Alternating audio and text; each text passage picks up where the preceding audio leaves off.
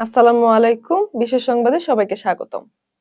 বিএনপির ভারপ্রাপ্ত চেয়ারম্যান বলেছেন, দেশবাসীর সম্মিলিত সমর্থনই আমাদের পরিবারের শক্তি ও প্রেরণার উৎস। মঙ্গলবার সকাল 10:30টার সময় তার ভেরিফাইড ফেসবুক পেজে এক পোস্টে এ কথা বলেন তিনি। তারেক রহমান লেখেন, বিশ্বের নানা প্রান্ত থেকে দেশনেত্রী বেগম খালেদা জিয়ার সুস্থতার জন্য যেভাবে সহযোগিতা ও শুভকামনা জানানো হচ্ছে, জিয়া পরিবার ও বিএনপির পক্ষ থেকে আমরা সবার প্রতি আন্তরিক ধন্যবাদ জানাই। বিভিন্ন দেশের নেতৃবৃন্দ, কূটনীতিকবৃন্দ ও বন্ধুগণের উদ্বেগ ও উৎকণ্ঠা, পাশাপাশি বাংলাদেশের মানুষের অপরিসীম ভালোবাসা ও দোয়া সবকিছু আমাদের আবেগ ও অনুভূতিকে গভীরভাবে স্পর্শ করছে। তিনি আরো লেখেন, দেশবাসীর সম্মিলিত সমর্থনই আমাদের পরিবারের শক্তি ও প্রেরণার উৎস। মমতাময়ী দেশনেত্রীর দ্রুত আরোগ্যের জন্য আমরা সবাই নিরন্তর দোয়া করছি।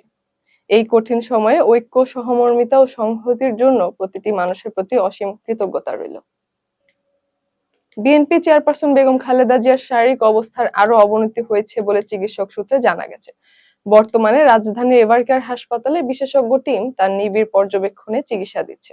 বিদেশি ও দেশি চিকিৎসকদের সমন্বিত দল তার উন্নত চিকিৎসা নিশ্চিত করতে একাধিক বৈঠক করছে। পরিবার ও দলের নেতারা তার দ্রুত সুস্থতার জন্য দেশবাসীর কাছে দোয়া চেয়েছেন।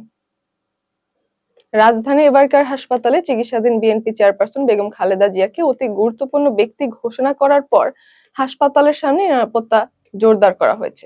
সোমবার মধ্যরাতে ব্যারিকেড স্থাপন ও অতিরিক্ত আইনশৃঙ্খলা বাহিনী মোতায়েন করা হয়।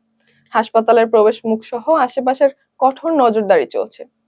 একই রাতে বিএনপি মহাসচিব মির্জা ফখরুল ইসলাম আলমগীর চেয়ারপারসনের শারীরিক অবস্থার খোঁজ নিতে সিসিইউতে গিয়ে দেখা করেন। মিয়ানমারের ফালামে রিখটার স্কেলে 4.9 মাত্রার ভূমিকম্প আঘাত আনে, যার উৎপত্তি ছিল 106.8 কিলোমিটার গভীরে। সোমবার রাত 12:55 হওয়া এই ভূমিকম্প ঢাকা সহ বাংলাদেশের বিভিন্ন এলাকায় অনুভূত হয়। কক্সবাজার, উখিয়া ও চকরিয়াতেও কয়েক সেকেন্ডের হালকা কম্পন টের পাওয়া যায়, যদিও ক্ষয়ক্ষতির খবর নেই। স্থানীয়দের অনেকে কম্পনে ঘর থেকে বেরিয়ে আসায় এলাকায় সাময়িক আতঙ্ক তৈরি হয়।